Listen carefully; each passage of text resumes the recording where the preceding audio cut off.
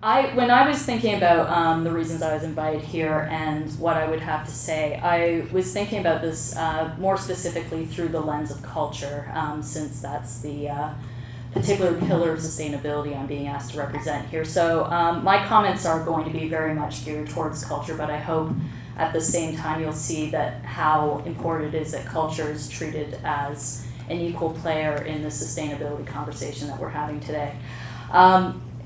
Especially now that it's only been very recently that the City of Hamilton's recognized culture as that fourth pillar of sustainability. And now that we've crossed that path, I believe we're now at the time where there needs to be more widespread support for arts and culture here in Hamilton. We need to start recognizing more what the contribution of arts and culture is, and recognize the way that our cultural industry intersects with issues of environment, with social issues, and helps bolster the economy. The thing that always strikes me about trying to make cases for change is that change doesn't really come about because people are attracted to statistics. It's because people are attracted to stories. And in culture, you have some of your most important storytellers, the people who know how to give a human face to the crises that are coming ahead of us. And I think in a situation like that, it's fundamentally important that we recognize the role that culture has to play as the storyteller, the person who can put a human face and teach empathy around all of these issues and around the reasons why, downtown renewal is important, around the reasons why poverty reduction is absolutely essential and critical to Hamilton's future. All of those issues have a human face, and it's really the arts and it's really culture that has the capacity to put a human face to that and build empathy where it's currently lacking. And by extension, culture needs to become something that's owned equally by all Hamiltonians, and that really needs more widespread support to make happen. Certainly, we have an arts community that, butts its ass pretty much every day of the week to try to build a strong arts community here. But there's still a significant divide between artists and audiences here in Hamilton that is going to need to be bridged. And I think the more that we find that audiences in Hamilton are engaged in arts and culture, the more vibrant a community we're going to have. The more the people are going to care about what happens in their city and take pride in what type of environment we've built for ourselves. And that's not really going to happen until we identify what those barriers are that are keeping people from engaging in the arts more in Hamilton, whether that's geographical barriers where all the arts are concentrated in one area present and we don't have the capacity to extend the arts to other parts of the city in the way that people would like to see happen. That needs support, that needs significant action and change on the part of the city and, of course, the arts community to make sure that the arts are something that happen all across the city, something that children can access in all schools, regardless of which schools they go to, and making sure that that's becoming a non-elitist, accessible part of everyday life.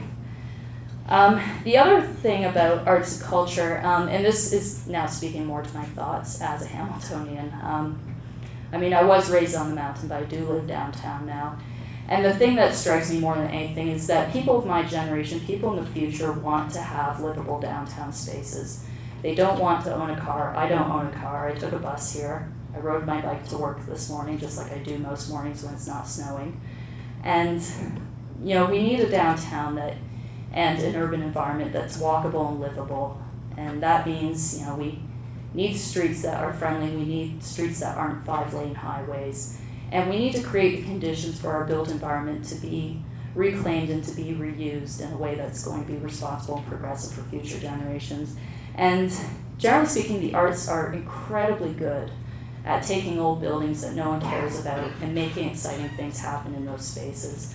And right now, the struggle that we always find in the arts is that there is a surplus of derelict space that is just waiting to be reclaimed, but the policies that are in place right now make it really difficult to do that. So for me personally, the idea of adaptive reuse, I think, is something that definitely needs to be overcome if we're actually going to build a better Hamilton. And I think the final piece of that puzzle, and something I didn't want to overlook, is that, especially post-amalgamation, we have a city that has a wealth of, rural legacy, a lot of natural heritage that we should all be proud of and we should all be protecting. And right now, we sort of lack a sense of cultural identity around that. You say the word Hamilton, And the story that pops into your head is of brownfields. It's of industrial lands. It's that skyway sort of view of Hamilton with all the smokestacks.